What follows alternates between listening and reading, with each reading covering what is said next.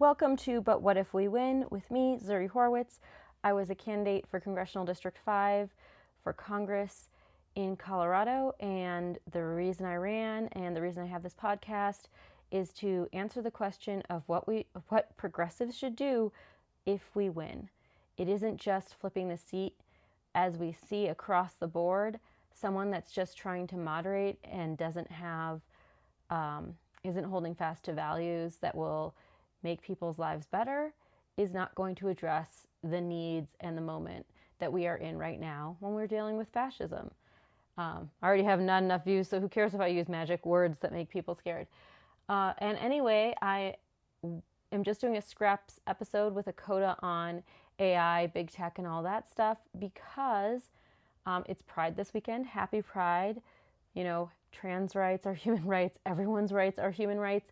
Like, we need nuance, and I'm going to try to figure out how to do a good episode that talks about, all the different types of people out there and the way that, the law affects people. But I think a huge part of that is just having not just one representative from a group, but multiple representatives from different groups, because people are different, people's lived experiences are different.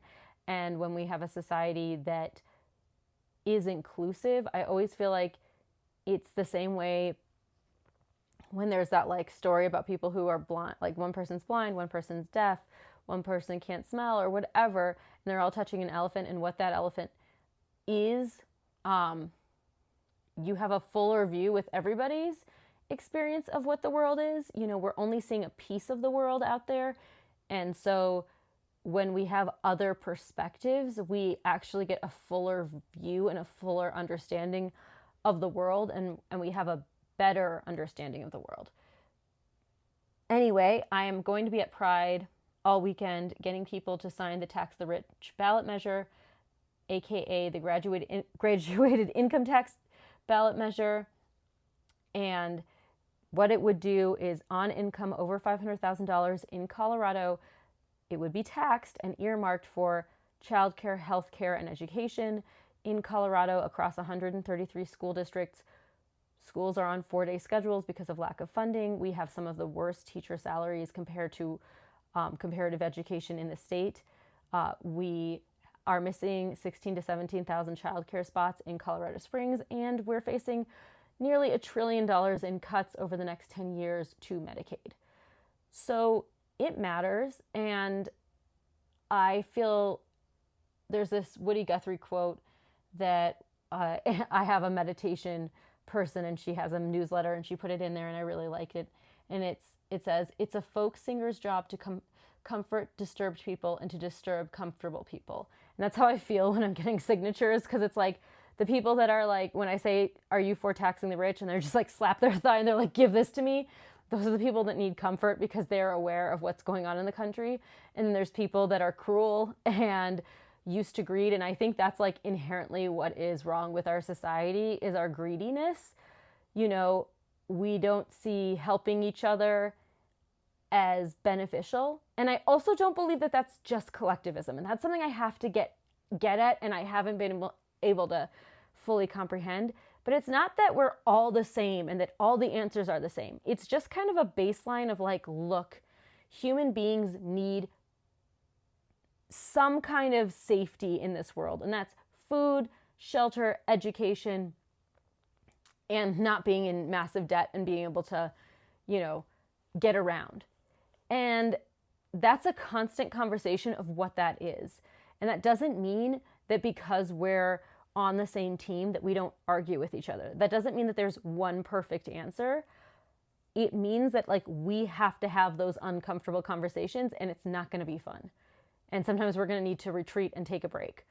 But I think the idea that it's just collective, that we all just have to agree and we all just have to fall in line, is the wrong take. I think that's where you get into fascism. It's complicated. It's an ongoing conversation. We need to be able to be corrected. We need to be able to listen to things.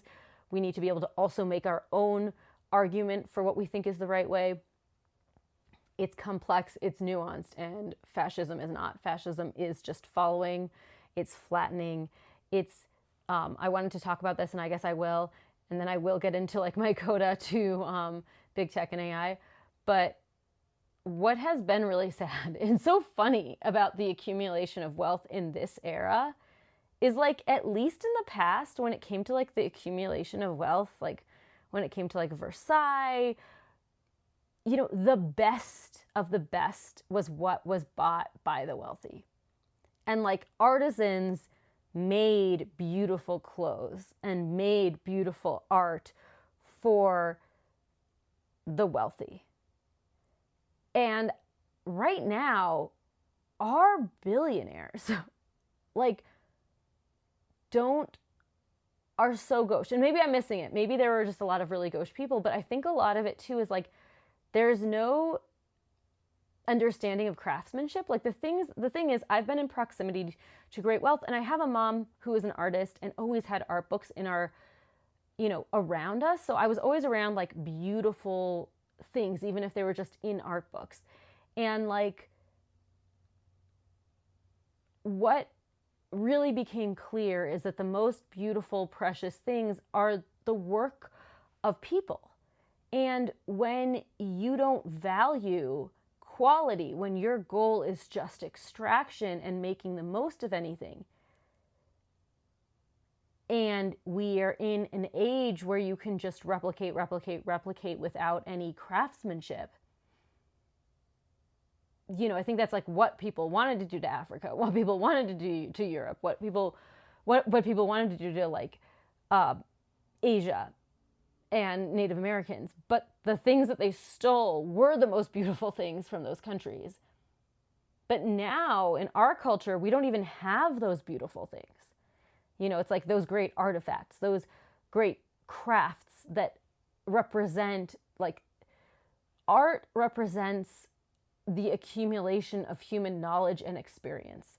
And what I noticed, like when we, in the early 2000s, late 90s, when you went to the Gap, or if you went to Banana Republic, first off, like you could almost never afford anything in a Banana Republic, but if you did, if you could, it was so well crafted. It was so well done. It looked so good. And it was like a piece that if you bought it, it could last like your entire life. And then we started to have fast fashion with Forever 21, and I talked to somebody in manufacturing once at a party, so, you know, whatever, grain of salt. But he said, yeah, the mid-price level and, you know, the fast fashion is about the same. So like you're paying a lot of money, but you're not getting that quality. And then now with like Temu and Shein, and even at the expensive level, the quality of craftsmanship so often has, you know, it's about the symbol on the bag and not the craftsmanship of the bag anymore. And that, so even if you're rich, because we've kind of decimated like craftsmanship, those items aren't available to buy. And the people in charge are the least likely to have the eye to appreciate those things any longer. And I know that's kind of like weirdly elitist, but I also kind of think it isn't. I think like when it comes to food, like if you can go to a grocery store and get the spices of those things to make delicious food. You know, you can, but when we kind of flatten all out, when everything is a monoculture, when everything, you know, there's a book that I've been reading, and I need to, I will put it in the notes. And I don't think I added it, but I'll put it in the notes. It's just basically like Filterworld, I think. Let me look up Filterworld. But basically it kind of talks about how when everything is an algorithm, you don't get to, and like, so it's just, yeah, how algorithms flatten culture. I mean, pretty on point. But basically, we don't have those niches where we're constantly developing culture, where we're accumulating on top of people, because you could be in a goth niche and then the algorithm changes and you don't have access to those people unless you're very deliberately seeking them out. And So we're like losing that culture. And that same thing happens with AI, where it's just taking the accumulation of everything. Everything is going to the median or the average or whatever of things instead of the specificity of human experience, which is what is luxury and what is special about being a human being. And, you know, when I say luxury, like, you know, that's one of the things I had as an advantage is like, I went to school on the Upper East Side for 3 years, and I went to Colorado College with really wealthy kids. And we did not have money. You know, we were living in someone's apartment in New Jersey. We had you know, and of course, I think people, maybe this is a real thing or not, I don't know. But if you've like ever worried about housing, like you always remember how many rooms were in a house or not. And so like we lived in a 2-bedroom apartment on the Upper East Side, like on the first floor across the street from a fire station, but like a very nice area. And then we couldn't afford that. And so we moved in, we stayed with family over the summer. And that was very stressful. And then we moved to Queens, and we lived in a 1-bedroom apartment. And so, you know, but we were going to school with kids that like lived in penthouses and like lived in brownstones. And like part of what made it so that I wasn't like so fully intimidated by them was that I had that art background and that understanding, like being in these luxurious houses. But I was like, you know, as Leanne, I don't know what her last name is, one of the housewives said, like, money doesn't buy you class. Like, just because somebody has tons of money doesn't mean they have good taste or like a cultural background that means that they understand what art is. And like that art, you know, whether it's, you know, your culture's art or your particular niche or your city that you're from or your country and the specific city you're in, like you have, well, before monoculture took over, you know, you kind of have a specific perspective that is like the magic of being a human being. And like, you can't buy that. You can study it, you can start to understand it, you can start to like get to see it and understand, like, you know, I guess I feel like that's like the value of humanity is like what humans bring, what humans make, what humans think and see. And so AI just doesn't bring anything at all on its own without being used as a tool. And so I want to talk a little bit about like, you know, I was kind of like looking and trying to find like perfect policy to regulate AI. And, you know, the truth is I don't have the law background or the specific law background and the mind for it. But I think at the end of the day, it isn't that complicated. Like enforcing it is that complicated and making it happen is very difficult. But at the end of the day, I think the biggest thing is privacy. It's that information is not theirs. And also, it's very interesting too, if it was truly about targeted advertisement, wouldn't the advertisements be a lot better? Because they're terrible. Like they're never targeted. They never make me want to buy anything. They never make me feel excited about anything. Because there's no like culture that we're coming home to, that we're interacting with, that is like special. Like they're all the worst. They all make me never want to buy anything again. They all make me want to be anti-consumerist because they're such bad ads and because they don't tap into anything that people are experiencing or anything that people would want or need, because they're completely out of step and out of touch with how regular people are living. So that begs the question to me that it's more about surveillance and control over people than it is about targeted advertisements selling stuff that we want. Because like, you know, I feel like I'm buying less and less stuff as time goes on. I'm caring less and less about fashion because the fashion is so not interesting. Anyway, so I feel like really at the heart of big tech, AI, social media is privacy, is that they should not have access to our data. That after 3 days, after 30 days, we should have the ability to delete that data immediately, and that they can't track it, they can't hold it, they can't create a advertisement avatar for us, that is ours. That data doesn't have to, they don't have to hold on to it, it doesn't have to transport. We can, if we have stuff on their site, we can download it and move it if we want to. but that's about it. I don't think it's more complicated than that. And I think the truth is a lot of the businesses that have been built up are like straw men. Like they shouldn't exist. They shouldn't be this much money. And I think some of the people that said that these businesses should just be public utilities, they're not wrong, or they need to be broken up and not be monopolies. I think like a huge part of what makes them so horrible is the way that like Meta was allowed to buy Instagram. Just shouldn't have happened. The way that Meta has been able to buy a bunch of different things, the way that Google owns YouTube. All these things should not be consolidated. And we'd have a lot fewer problems if we got rid of monopolization and if we were able to fully be in control of our data, and that they were not allowed to make avatars of any of us and that they could be persecuted. The issue is that a lot of that money is there, and it's like why we have pyramid schemes. It's why like, what's it called?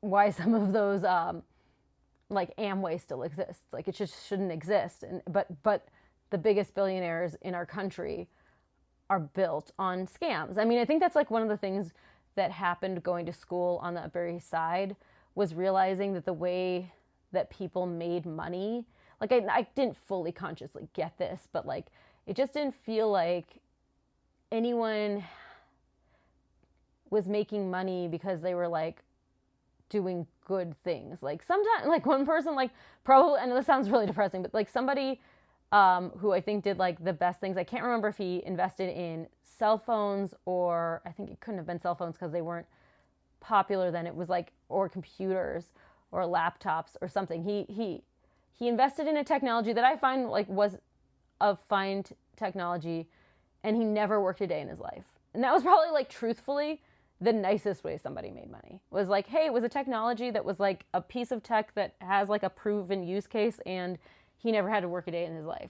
But most of the time it's like savage takeovers, it's exploiting workers, it's quote unquote streamlining. Like look at Bezos, who's like, sorry, I can't, who like was so good at streamlining, you know, it's streamlining factories to his warehouses. And it's like, and all he has done is make everything a worse quality. Like nothing they do has been very good. I just wanted to make a note of like the skinny is in thing happening right now, and how annoying and dumb it is, while like our food chain is dying. And like it's like, so you skinny is in, is it like I know it's not a conspiracy, but it's just funny because like after Roe v. Wade was overturned, they put in like trad wife outfits were the thing, and I was like, that is so gross. And then right now, while like we're dealing with like SNAP benefits being cut and groceries being extremely expensive and tariffs and like the cattle thing happening, and like in Colorado we're in a drought, now skinny is in. I'm like, can we just go back? Can we just show people and a lot of different body types? Can we just have multiple body types? There's this cartoon called like She-Ra and the Princesses of Power, and it's just very nice because it's just a bunch of different type of body types. People don't look the same, and as a person that's like very black and white thinking, it's like very unhealthy for me to be around. I'm like, just let us all see a bunch of different people with a bunch of different body types. Lots of people are tall and short and have hips and have stomachs and have waists and have curves and have not curves. And just, can we please just see human beings that look different from each other? You know, that's all I got to say about that. But anyway, happy Pride. Ballots have dropped. Fill out your ballot. I'll go over who I have endorsed. I don't have any local endorsements, but I do have these. So I'll just share them. For U.S. Senate, Julie Gonzalez, a powerhouse in the Colorado Senate, passed 200 pieces of legislation. She'll fight for Medicare for all, abolishing ICE, universal child care, and elder care. She's a progressive. She took the Integrity Index pledge and won't hold individual stocks in office, is anti-corruption and anti-fracking. She would be the first female senator from Colorado. We are one of only 4 states that hasn't had a female senator. Oh, why did they put it in? Hickenlooper is 74, running for a 6-year term. If he stepped aside or passed away, The voters would not have a choice in the election. We would have an appointed senator. He also was an oil company geologist who is pro-fracking, has been extremely weak in the Senate, approving 10 of Trump's appointees, all of whom have done untold damage to the country. He has multiple Stock Act violations, including multiple stocks affected by the committees that he sits on. Put him out of his misery and vote for Julie Gonzalez for Senate. And also it pisses me off that Graham Plattner, who, you know what, he might end up having incredible policy, but the truth is he has no political background. Julie has a proven track record, is an actual progressive, and I will say that the reason she's working class, her mom was a teacher, she lived on an Indian reservation, like a Native American reservation, like not from money, and, has, whatever. It pisses me off that he's working class and he's getting all these kudos because he looks like what white male leftists want, instead of somebody that's extremely qualified like Julie. And I don't believe anybody is our messiah and is going to rescue us. I don't believe, as somebody that has just run, I don't believe that politicians are great and are going to do fantastic things for us. That's just not my thing. But I just think it's very funny that a candidate that's up against, Hickenlooper, who is elderly and it has Stock Act violations and keeps voting for Trump nominees, who's like pro-fracking, who's like not going to do anything and hasn't proved himself as someone that has done anything in the Senate. And that, people, Dave Sirota in particular, who lives in Colorado, isn't out there interviewing her and talking to her, but is out there flying out to talk to Graham Plattner because he looks like who he thinks is going to save us, because they always want that white guy savior. They want to be the good guy, and they're hoping he's going to be the good guy. And I'm sorry, Graham Plattner, he's got a Nazi tattoo, and I'm sure he knew what it was. He's better than who he was up against, who was like 80 years old. And like, he looks like what Maine people maybe want. I don't know. But he's not like a flawless candidate that's getting like strays for absolutely no reason. Like, he doesn't have a track record, and no one's perfect, but like, can we also look at candidates that are awesome, that have a track record, and are effective, and like support them? And then let's keep going. I'm endorsing Phil Weiser. He's more competent than Bennett and is more likely to fight the administration. Bennett has also taken charter school money and been like anti-public school.